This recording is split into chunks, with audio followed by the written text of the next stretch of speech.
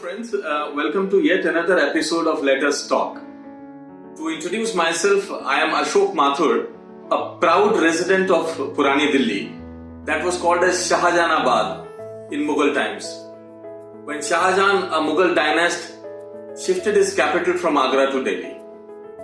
In that course, he civilized the city by inviting and bringing in people from outside Delhi, both professionals and traders.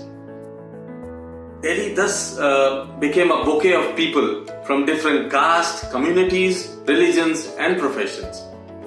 The moment we hear about Purani Dilli, the mind gets flashed on by a lot of things. The first and the foremost being Chandni Chowk, which was architecturally conceptualized and designed by Jahanara, the daughter of Shah Jahan.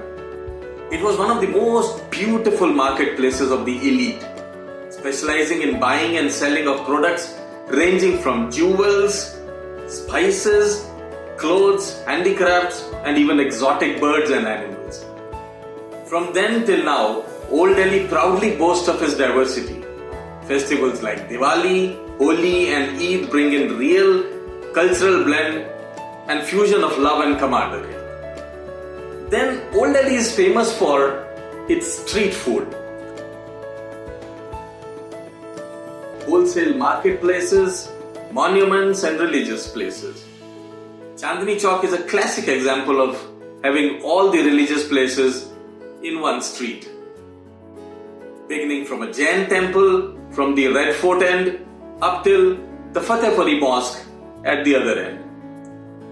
But today, out of this wonderful diversity, friends, I am here to tell you about some interesting facts about Old Delhi, its inhabitants and their ways of life. The topic for today's video is SAYYID BADSHAH Ke AALE.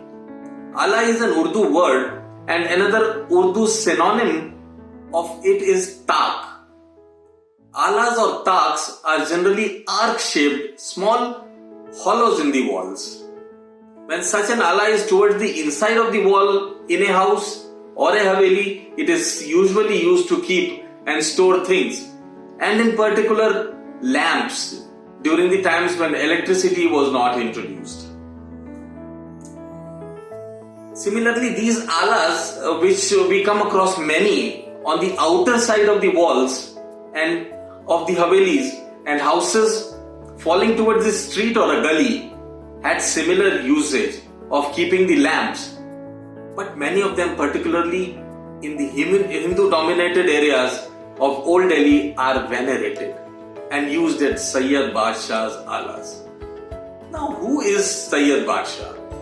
SAYYID BADSHAH is an imaginary Sufi saint, and if I may describe him physically as told by the elders and many who revere him on Thursdays, have picturized him as a tall, fair man with long, white beard and white hair combed backwards. He wears a long muslin kurta with a long lungi, wearing wooden sandals and a small stick in hand. He is considered to be the guardian of the area and protect the houses and their inhabitants from the evil eyes. The most intriguing fact about this faith is that an imaginary Muslim saint is being revered in the Hindu quarters.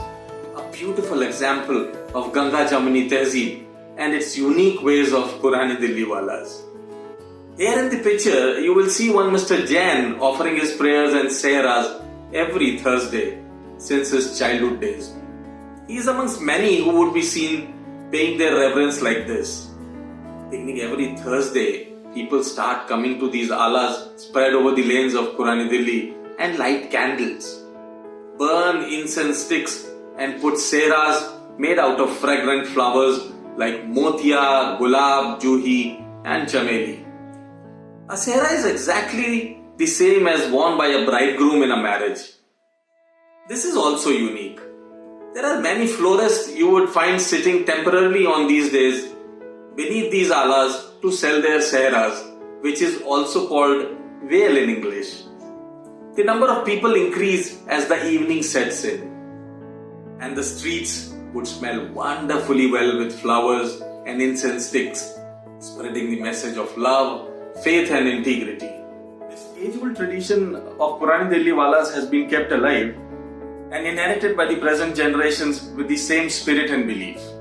Modern technology and lifestyle which has crept in, besides the old conventions and beliefs, have not deterred the ardor of the old Delhi Walas in preserving their cultural practices, old habits and heritage.